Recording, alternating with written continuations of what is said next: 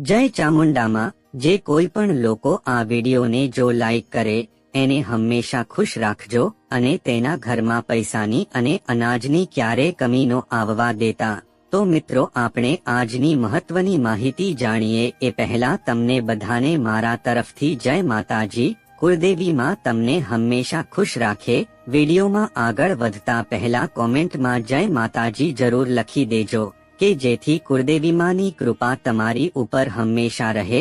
તો મિત્રો ચાલો આજના આ સરસ વિડીયોની શરૂઆત કરીએ। ઘણા વ્યક્તિ મહેનત તો દિવસ રાત કરે પરંતુ જે ધન કમાય છે તે ટકતું નથી, તેમના ઘરમાં બરકત દેખાતી નથી। ધન આવે છે પરંતુ અણધાર્યા ખર્ચમાં એક ગાય માતા રોટલી ખવડાવી। ગુરુવારે ઘઉંના લોટમાં હળદર ઉમેરી તેની રોટલી બનાવો અને ગાયને ખવડાવો। તેનાથી તમારા જીવનની સમસ્યાઓ દૂર થવા લાગશે અને ધન ટકવા લાગશે। ગરુડ પુરાણ અનુસાર વૈતરણી પાર કરવા માટે ગાયના પૂજન અને દાનનો મહિમા વર્ણવેલ છે। શ્રાદ્ધ કર્મમાં ગાયના દૂધ વડે પિતૃ પૂજનથી પિતૃ તૃપ્ત થાય છે અને સદ્ગતિ પામે છે। સ્કંદ પુરાણ અનુસાર ગાય સર્વદેવમી છે, જ્યારે અન્ય પુરાણ માન્યતા અનુસાર ગાય સાક્ષાત વિષ્ણુ સ્વરૂપ છે। ભગવાન રામના પૂર્વજ મહારાજા દિલીપ નંદીની ગાયની પૂજા કરતા હતા। ભગવાન શ્રી કૃષ્ણ ગીતામાં કહે છે કે હું ગાયોમાં કામધેનુ રૂપ છું। 2 શ્રીરામ ભગવાને વન પ્રસ્થાન પૂર્વ બ્રાહ્મણને ગાય દાનમાં આપી હતી। 3 ભગવાન બુદ્ધ ગાયના દૂધની ખીરપાથી જ્ઞાન અને મુક્તિનો માર્ગ સૂઝ્યો હતો। બુદ્ધ ગાયને મનુષ્યની પરમમિત્ર પણ કહે છે। 4 ભગવાન મહાવીર પ્રમાણે ગૌરક્ષા વગર માનવરક્ષા અધૂરી છે। ધાર્મિક માન્યતા અનુસાર ગાયમાં તમામ દેવી દેવતાઓનો વાસ હોય છે, એટલા માટે વડીલો આપણને ગાય માતાની સેવા કરવાનું કહે છે। આ સિવાય જ્યારે મહિલાઓ જમવાનું બનાવે છે ત્યારે તેઓ પહેલી રોટલી ગાય માટે જ બનાવે છે। માન્યતા છે કે જો તમે ગાયના નામે પ્રથમ રોટલી બનાવીને માતા ગાયને ખવડાવો છો, હિન્દુ ધર્મમાં ગાયને માતાની સંજ્ઞા આપવામાં આવી છે। પ્રાચીન કાળમાંથી જ ગાયને ખૂબ પવિત્ર માનવામાં આવી રહ્યું છે અને એમની પૂજા પણ કરવામાં આવે છે।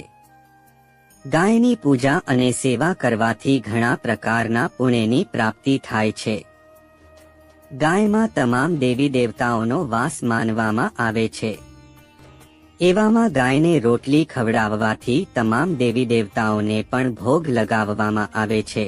2 માં લક્ષ્મીની પૂજા હિન્દુ ધર્મમાં માતા લક્ષ્મીની પૂજા કરવાને સર્વશ્રેષ્ઠ ગણવામાં આવી છે।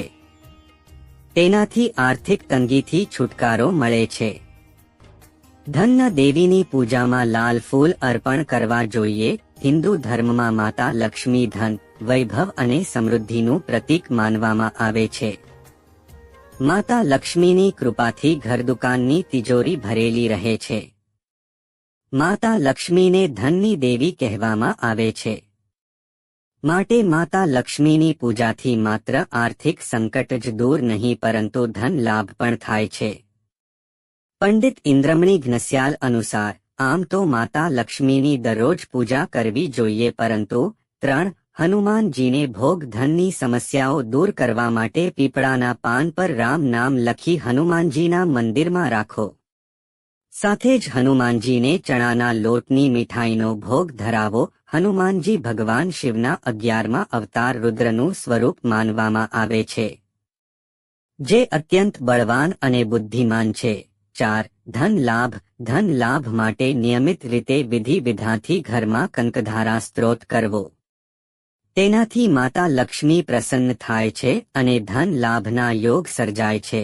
5 આસોપાલવનું મૂળ શુક્રવારે આસોપાલવના ઝાડના મૂળનો ટુકડો ઘરે લાવી તેની પૂજા કરી તિજોરીમાં રાખી દો, તેનાથી ધનની આવક વધે છે। મિત્રો, વિડિયો પસંદ આવ્યો હોય તો લાઈક, શેર અને સબસ્ક્રાઇબ જરૂર કરજો। જય માતા લક્ષ્મી।